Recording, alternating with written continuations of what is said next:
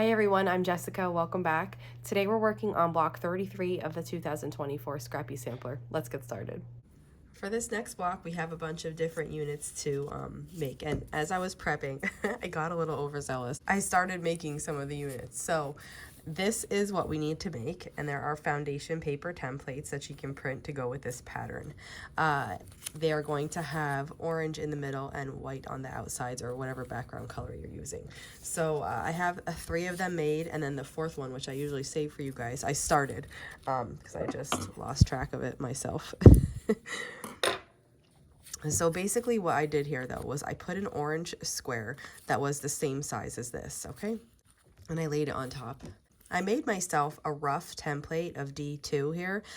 You take the size that it is and then you add a 1/4 inch in every direction. So for these 2 sides, it's easy because the 1/4 inch is added. But you do have to add a 1/4 inch to this side, which it's not there. So when I trace this onto paper, I trace D2 onto paper, and then I just use my ruler to add a 1/4 inch to every side, and that's how I made my templates for D2 and D3. Now D2 is the mirror image of D3, so you need to flip it over when you're cutting out your D3s. And so then I took my D2 and I put it on and I sewed on the line between, oh actually look, I did D3 first, but it doesn't matter here. I sewed on the line between the 2 of them. And then I'm going to finger press this open like that. And then now we're going to do the same thing for D2, which, you know, usually you go in number order, but for a block like this with just 3 pieces, it really doesn't matter here what order you do. So I fold this back on the line between D1 and D2 so I know where the seam line is. Then I'm going to take my other piece that I made from my, paper template, just roughly sized. It does not have to be perfect because we're going to be trimming these, so it doesn't have to be exact. You're not making an actual template. This is just to get a rough idea of the size piece that you need. So I lay it there. And then we're going to flip it over to the other side and we're going to sew on the line between D1 and D2. And I have my stitch length turned down here to a 1.7. I mean, I think I change it every time, but I mean, I go somewhere between a 1.5 and a 1.8. When it comes out, before I trim away, I just flip this back and I make sure that I have full coverage, and I do because I used a little template to cut it out, but like I even oversized them, so I make sure I have full coverage. And once I do, then I'll flip my paper out of the way. I'll trim here, leaving a 1/4 inch seam allowance, and I like to make sure that I don't have any color sticking up past this white, because let me show you why you'll see it, because I didn't do it on the other side. So now when you look through here, you see a shadow, the shadow of the white below it, but you don't actually see any orange. But look on this side. It might be hard to see on the camera, but see how you can actually, behind the shadow of a white, you can still see the orange? That's because if I flip this way, you'll be able to see. I have that little bit of orange peeking up. So that's something when I'm using white, I make sure that when I do any of the flips, that the color is not sticking up above the white. And now here I had to go a little bit less than a 1/4 inch to get that orange. But now when I open this up, even though you'll see the shadow from the white below it, you will not see that orange. So that's what I try to make sure of, because now it looks nice and you can't see that other color. So now that we have all 4 of these made, we're going to go to our cutting mat, flip them over, and we're going to trim on the dotted line. Now, if you want to press these first, you can. These, for me, I normally do press before I trim, but these are so flat already for my finger pressing, I won't need to press with an iron. We're just, like I said, we're going to trim on the dotted line, and that's going to give us the piece that we need. Let's do our trimming really quick before we make the remaining units. So I have my little piece here. This is going to be 2 inches when it's finished. And so what I'm going to do is I'm going to look at my ruler and I'm going to line the 1/4 inch line of my ruler on the dark line, which means that the dotted line is along the edge of my ruler. So now I can just hold this in place and just cut. Okay, then I'm going to rotate 180 degrees and just repeat that over here. So the 1/4 inch line of my roller sits on the black line, and then I can trim this away. This bottom one barely has anything, but There we go. And then this is what our unit looks like. So we'll do this for all 4. And after they're trimmed, this is what will look like. And it's time to remove the paper. So you can choose to leave it in till your block is finished or take it out. I'm gonna take mine out, and I just gently, I fold it on the line that we sewed on, and then I just gently tear away. And because of the reduced stitch length that we use, the paper is perforated and it just kind of rips right off really nicely. And then this last one just comes out from the seams really nice, and this is what our piece looks like.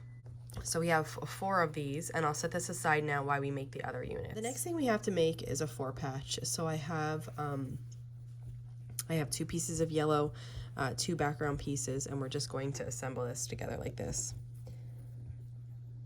These are, the squares are a little bit bigger than the ones we've been working with in our tiny piecing, so they'll probably seem big. If you're making this block right after the first one, they'll probably seem pretty big too.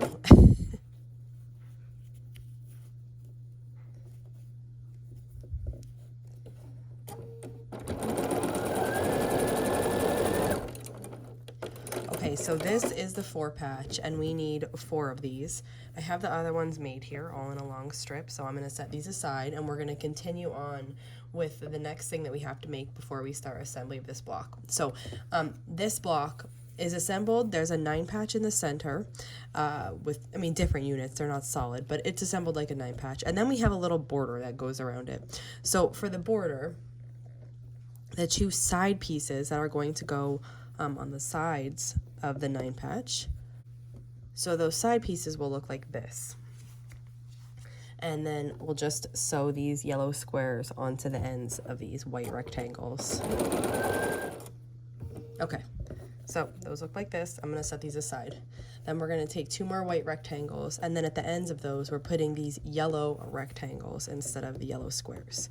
So it's assembled the same way. The yellow piece is just a little bit bigger. Okay, and these look like this, and I'm going to set these aside.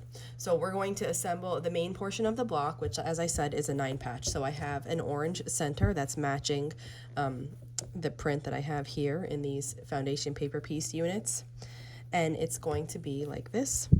And then the 4 patches are going to go in each of the corners, and you can just pay attention to when you're assembling this. The yellows need to go on a diagonal in towards the block. I'll just put these here, and I'll start assembling this.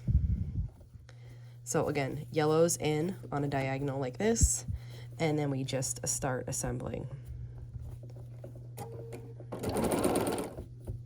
Okay, and here is what we have so far. It's a good time to make sure those 4 patches were positioned correctly, and then we'll just flip this over and complete this center by sewing the final 2 seam lines. Okay, and here's what our block center looks like now, and we just need to frame this. So these 2 small units, I just need to clip them apart. The ones with the yellow squares are going to be the side of the block. So I'm just going to lay one on top here and sew this across.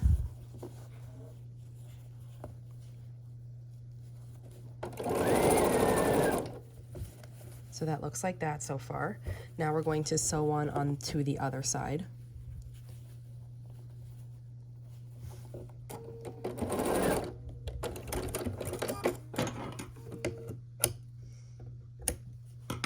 Okay, this is what we have so far now. We have our side units on, and now it's time to add the top and the bottom. So I'm just going to turn the block, and then we're going to sew a top-bottom unit onto one portion. This is going to give us a really neat little effect. You'll see in a minute.